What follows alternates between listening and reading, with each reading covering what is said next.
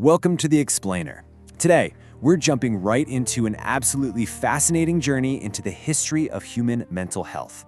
We're going to peel back the layers of time and figure out how we, as a species, have processed really difficult emotions across millennia. Okay, let's dive into this. Did ancient humans need therapy? I know it sounds kind of like a massive contradiction, right? I mean, dodging saber-toothed tigers probably didn't leave a whole lot of time to lie on a couch and unpack your childhood. But seriously, did they actually need the kind of emotional help we seek out today? Part 1. The Ancient Paradox. Let's look at how people coped in the past. Now, to really wrap our heads around this paradox, I want you to imagine struggling with a genuinely heavy emotional burden. Say, deep anxiety, profound grief over losing someone close to you, or just overwhelming loneliness. But you're dealing with those exact same raw feelings 20,000 years ago. Obviously, there were absolutely no therapists to call, zero psychology books to flip through, and literally no counseling sessions to book. None of that existed. Yet, despite lacking all these modern resources, our ancestors faced the exact same emotional problems we do today. The grief of loss, the anxiety of an uncertain future, the absolute sting of isolation. It's the same human brain, right? So how on earth did they cope? Well, here is the surprising answer. They didn't need therapy in the way we do. And honestly, that builds a really fascinating mystery for us to unravel. If human emotions haven't fundamentally changed, but their need for formal therapy was just completely different from ours, what exactly was happening back then?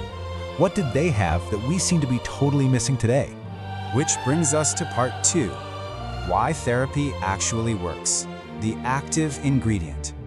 To figure out the ancient world, we actually have to look at modern psychology for a second.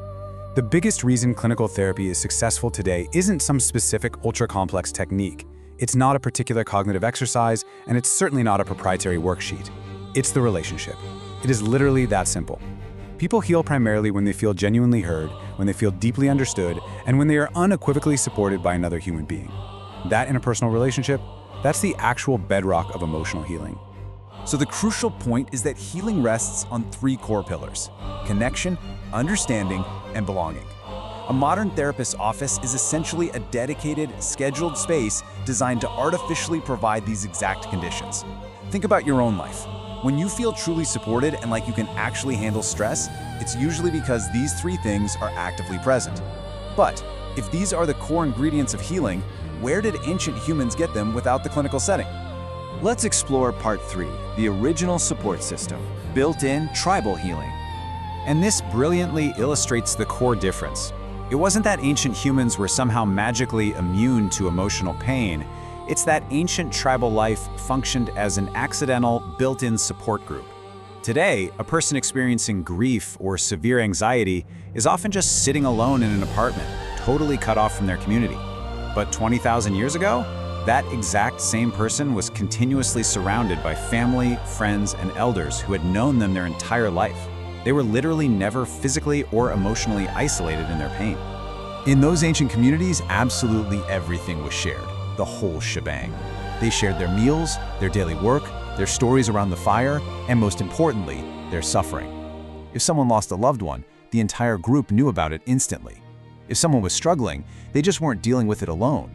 The entire group organically became part of the healing process. Which leads to a massive, massive difference in the availability of support. Modern support is usually scheduled for, 1 hour a week? And that's assuming you can even find a specialist in your insurance network. You have your appointment, you get your dose of connection, and then you leave. Ancient support, however, existed every single day. The connection wasn't an appointment on a calendar, it was the very fabric of their daily existence. The healing mechanism was woven right into their survival. Now, this perfectly explains why ancient healers and shamans were often so incredibly effective, even without modern psychology degrees. They listened, they offered guidance, they provided meaning to the suffering, and above all else, they reminded people that they were connected, that they were not alone. These figures succeeded precisely because they naturally facilitated those 3 pillars we talked about: connection, understanding, and belonging. Let's move to and see how this builds into part 4, the modern disconnect, a perspective shift. We've seen how the ancient world naturally solved for emotional needs, right? And how modern clinical therapy attempts to replicate that, which leads to this profound realization. The therapist's office is new. The need to be understood is not. Boom. It's a mic drop moment when you really think about it. Our world has changed drastically. We live in these segmented cubicles and isolated apartments, and our local communities are totally fractured. But our ancient, deeply ingrained human need for connection, that remains completely unchanged from when it was 20,000 years ago. So, what is the ultimate takeaway here? The real secret behind human emotional healing has never been just the science of psychology alone. It is, quite simply, the feeling that someone is there beside you when life becomes difficult. That is the magic ingredient.